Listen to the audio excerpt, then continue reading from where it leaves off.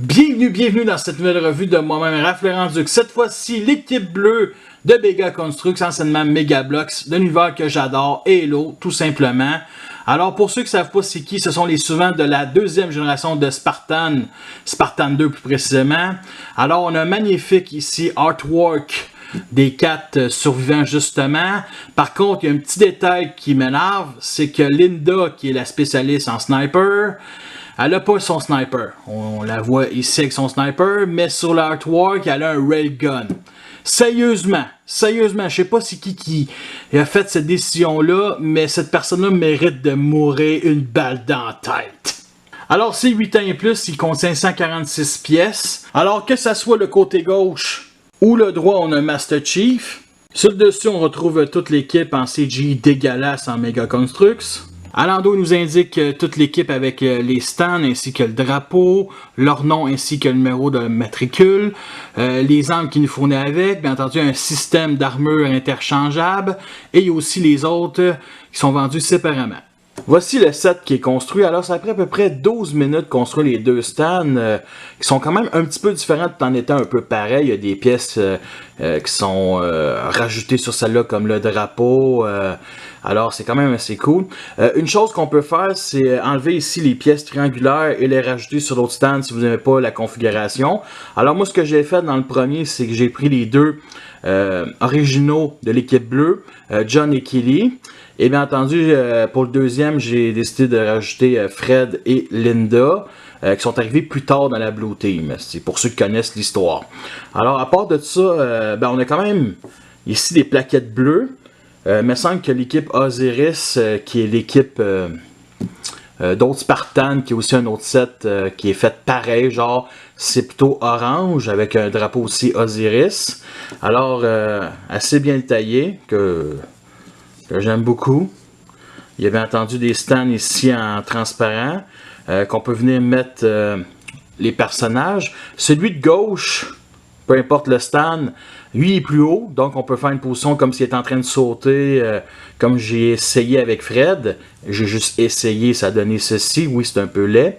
À part de ça, ceux qui sont à droite, un peu plus rentrés au sol, c'est parfait pour Linda, genre à genoux avec son sniper. Par contre, pour Kelly, il fallait que je mette ici le pied sur cet angle-là parce que sinon j'aurais caché ici son nom. Si vous manquez de place dans votre étagère, une chose qu'on peut faire, c'est venir assembler ici ces deux stands-là ensemble à l'arrière comme ça, avec l'espace ici et ce bloc-là comme ça. Fait que c'est vraiment cool, c'est beaucoup plus compact, c'est beaucoup plus épique. On peut rajouter aussi des commandes autour comme si on pourrait faire une grosse baston. Il faudrait bien que je fasse ça un jour. Puis ce qui est le fun, c'est que vous pouvez mettre n'importe qui à l'avant, à condition aussi de mettre le drapeau à l'avant pour que ça soit un peu plus beau. Fait que moi, mon choix est déjà fait, Master Chief lui-même. Justement, on va commencer par lui. Alors, John, matricule 117, est le chef des Spartans, le héros de cette saga-là, Dieu pour moi. Il a sauvé le monde 14 millions de fois. Ben, j'ai sauvé le monde à travers ce personnage-là 14 millions de fois. Et bien entendu, on n'a jamais vu son visage. Alors, le paint job ici est vraiment magnifique. Vert olive est mélangé avec du silver. Ici, son casque fait vraiment Halo 4, Halo 5. Comparé à, mettons, les autres Master Chief que j'ai, que je vais comparer dans quelques instants. Fait qu'on a un orange brun ici pour la visière, entouré de noir. Bien entendu, sa mitraillette de base, c'est celle qu'on utilise, qu'on tue des Covenants depuis 2001, on va se le dire. J'aime pas le vert par contre. La petite tache sur le vert, ça c'est acceptable, mais le vert, bof, tant qu'à moi là. À part de ça, arme secondaire. Alors j'ai pris le roquette avec les couleurs de Bonbon, tout simplement, qui est le lance-roquette depuis Halo 5. Pourquoi il y a ces couleurs-là? Tout simplement parce que plus la couleur est vive, plus le roquette est puissant. On va dire ça de même. Bien entendu, les roquettes basiques, il y a des couleurs normales. Il me semble que c'est gris ou beige, je m'en souviens pas vraiment. Fait que j'en ai toasté du monde, là, des Covenants avec ce lance-roquette-là. Là. Vraiment cool. J'aime moins le look que celui on va dire des Halo 2, là, ben, Halo 2, les premières trilogies, Halo 4, il l'avait dessus, il y avait 2 tubes, tu sais, il y a juste un tube, il ressemble vraiment à un lance-roquette moderne, en tout cas, ça c'est mon avis.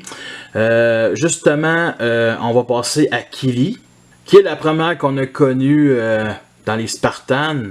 Alors, c'est aussi la plus rapide de tous les Spartans.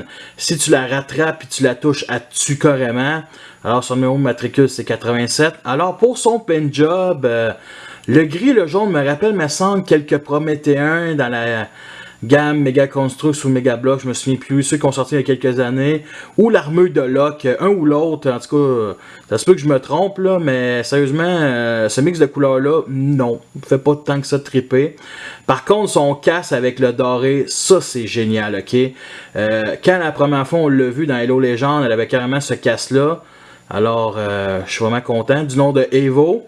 C'est un casque qui ressemble à ceux des Spartan pilotes et non les pilotes de Pélican, mettons. Sinon, l'arme principale que je lui ai mis, c'est le shotgun ici avec des couleurs de bonbons, qui est super puissant. Alors, pour la plus rapide, elle peut te faire un ménage assez rapidement.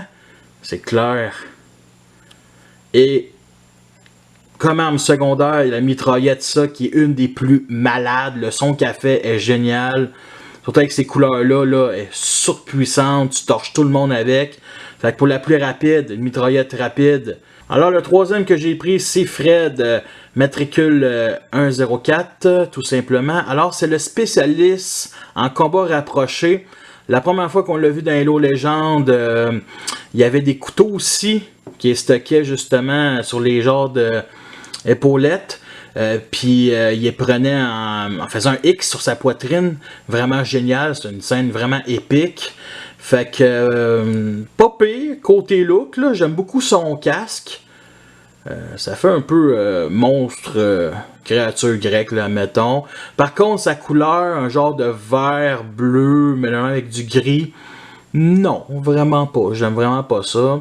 Alors, comme arme principale, j'ai décidé de mettre le DMR ici, qui est mon arme préférée de, on va dire, Halo 4, Halo 5, à longue portée. J'adore cette arme-là. En 5 coups, tu fais des headshots. Des fois, au no-scope, quand il est rapproché. Mais sérieusement, cette arme-là est vraiment cool. Fait qu'on a du silver ici, sur le canon, et ici, sur le côté. Avec le petit scope ici. Fait comme je disais, je l'ai mis en position de saut. En tout cas, j'ai essayé, pas pire. Fait que son arme secondaire, Railgun, une arme de tir à accélération magnétique qui lance un obus. C'est pas un lance-roquette, mais ça fait un maudit bon bruit. Puis quand tu manques ta shot, il faut que tu recharges. Puis faut pas que tu manques ta shot, justement. Faut pas que tu manques. Avec un paint job vraiment génial. Ici, un gris, wow, avec des lignes rouges et noires. Sérieusement, si c'est cette armure-là, aurait pu avoir ces couleurs-là, là, je pense que j'aurais trippé. Et la dernière, matricule 058, Linda, qui est la sniper, la meilleure sniper de toutes les Spartans et l'éclaireuse officielle de l'équipe bleue. Alors, c'est un personnage assez spécial parce qu'elle a apparu dans Halo 1, mais juste en tant qu'Easter Eggs. Elle a été blessée dans une attaque juste avant les événements d'Halo 1. Fait que ils l'ont retrouvé, on va dire son tube chirogénique, ils l'ont retrouvé dans les événements de Opération First Strike, qui est un roman qui est génial, que je vous conseille de lire. Alors, le paint job reste quand même cool. Fait qu'on a ici un genre de brun avec un gris un peu cheap, qui aurait dû être un peu plus métallique, ça aurait été vraiment fantastique. Bien entendu, il y a du jaune ici pour les lampes de poche sur épaule. C'est spécial. Elle a une tronche vraiment de clown tueur, là, extraterrestre. Assez spécial. Et bien entendu, son arme principale, ce sniper-là qui est putain, en Warzone, tu butes tout le monde avec. C'est un hostie de paint job de fou. Tant qu'à moi, c'est la meilleure paint job de tout le set, là. Vraiment, vraiment très beau. Coloré de blanc, de jaune, les motifs, tout ça. Ici, du silver. Aïe aïe, vraiment cool. Commande secondaire, un petit pistolet tout simplement.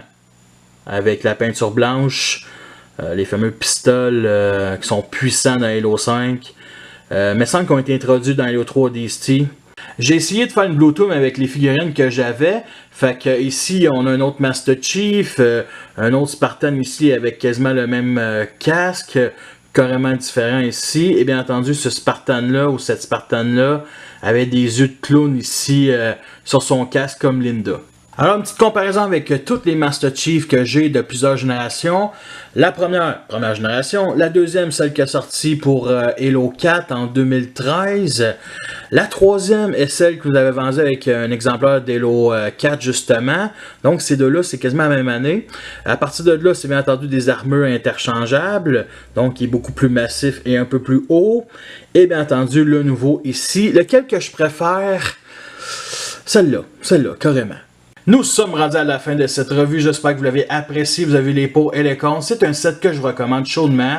Par contre, plein prix, non, ok? Justement, je l'ai pris à mon Walmart et son prix c'était 25 $. C'est extrêmement cher pour ce que c'est. Je trouve que 15 $ est suffit. C'est donné 15 $, mais moi je l'ai pris en spécial, il est en liquidation. C'était le dernier à 17 $. Fait qu'avec les taxes, ça donne quoi? 20 $ maximum. Fait que c'est quand même un bon prix. C'est 4 figurines sur un stand, là. Ça vaut pas plus que ça, là, tant qu'à moi. Fait que c'est un set qui a quand même sorti il y a quoi, peut-être un an, un petit peu moins, mais c'est un set que je convoitais. Il a disparu à mon Walmart, puis je l'ai revu, qui était en spécial, puis ça va être le dernier, fait que je l'ai chopé.